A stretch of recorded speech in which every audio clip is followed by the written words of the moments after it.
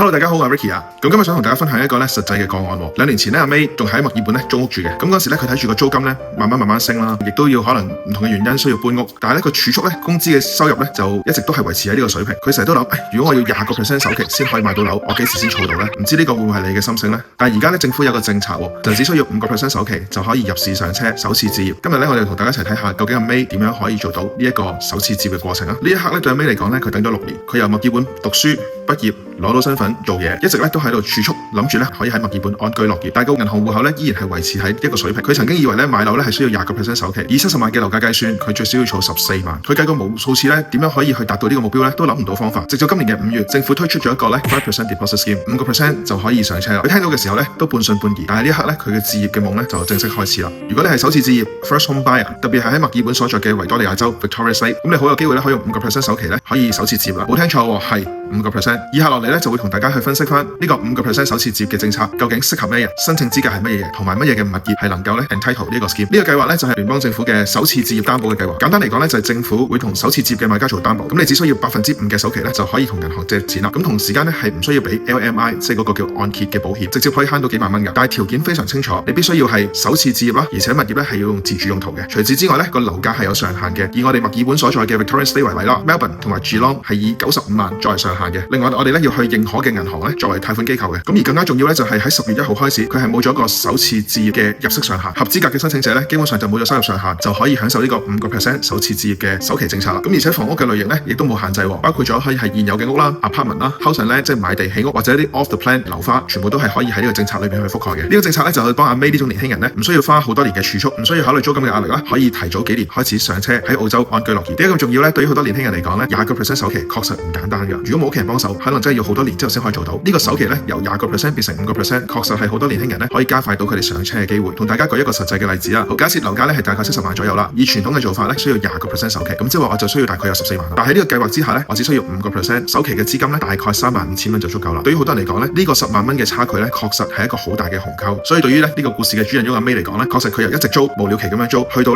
有自己嘅物業，呢個過程由冇可能變成咗絕對可能。當然啦，呢個計劃有啲要注意嘅地方嘅，你必須要自己住啦，喺限期之內唔可以攞嚟投資出租，同埋你過去未試過喺澳洲有自住物業。不過有一點要留意，就係除咗首期之外你要留意翻買賣物業嘅時候有一定嘅買賣成本嘅，包括印花稅啦、律師費啦、驗樓嘅費用啦、貸款申請等等，呢啲都要計算落去嘅。千祈唔好啱啱好夠錢就出手啦，要計清楚相關嘅 buffer。申請嘅時候都要注意翻相關嘅風險同埋限制嘅。首先第一件事啦，頭先提過需要首次置業啦。喺大多數情況之下阿 May 就今日揸車翻到屋企嘅時候，佢就唔需要去一個成日要搬嘅地方，可以安心喺到自己家裏面享受一個安穩嘅週末。每次放工翻嚟嘅時候佢都會笑住講：呢個就係我努力嘅成果。呢個政策唔係一個 magic，而係一個幫你提早起步嘅一個政策。呢個政策可能有限期，如果你都喺澳洲唔同嘅城市，亦都考慮緊首次置業嘅時候，呢個政策可能幫你行快幾步。記住今次由聯邦政府推出嘅5% 首次置業嘅政策雖然好好，但係唔好忘記做好準備，計算好買賣所需嘅費用，同埋我哋第時供樓承擔能力呢幾樣嘢缺一不可。咁以下有幾個程序大家可以一齊去參考一下啦。第一就係首先要了解下自己屬唔屬於今次5% 首次置業嘅政策適用範圍，咁可以去相關嘅政府部門嘅網站裏面去做一次查冊。咁另外第二就係同你嘅貸款經理或者同銀行了解一下你嘅貸款能力。雖然政府可以俾你擔保借到95%，都要睇下我個人嘅借貸能力係咪承擔到呢一個嘅借貸。第三就計算翻我哋可以動用嘅儲蓄，俾完首期以及相關買賣費用之後，會唔會影響自己嘅生活質素？呢個就好重要啦。第四就係要設立一個價格嘅目標。雖然政策嘅上限資助係95萬，但係都要因睇翻自己嘅情況，究竟我能夠點樣嘅價錢，我嘅負擔係會最舒服。同時間亦都考慮翻唔同嘅政府政策，點樣可以幾樣嘢夾埋一齊，幫到我哋更加容易去置業。最後，如果你正在身在澳洲唔同嘅城市，或者特別喺墨爾本嘅時候，而家有好幾個嘅政策嘅 policy window 可以享受到呢個置業優惠，不妨真係可以考慮下呢個會唔會係你適合置業嘅機會。如果你想知道多少少嘅，不妨可以同我聯絡，因為錯過呢個機會可能要等更加長嘅時間先上車。好好把握呢個機會，好好把握唔同政策優惠，開始行動嘅第一步。如果你覺得 video 幫到你，或者對你嘅置業上面能夠有一啲嘅認知不妨喺下面俾個 like 同埋 share 俾你身邊嘅朋友。如果你有置業嘅需要可以同我同埋我嘅團隊聯絡，我相信我哋可以提供一個中肯而又合適嘅意見俾到你。喺預備緊呢條影片嘅時候有朋友同我分享佢嘅經歷，就係佢係有5% 首期，但係佢買樓仲有一筆印花稅，佢暫時要再儲嘅時候又需要繼續儲落去，幾時先可以開始入到手呢？下一條影片就同大家分享點樣透過唔同嘅政策，就算喺我未有印花稅，喺我資金有限嘅情況之下，都可以開始預備上車。記得留意我下一條影片咯。咁今日同大家分享到呢度先，拜拜。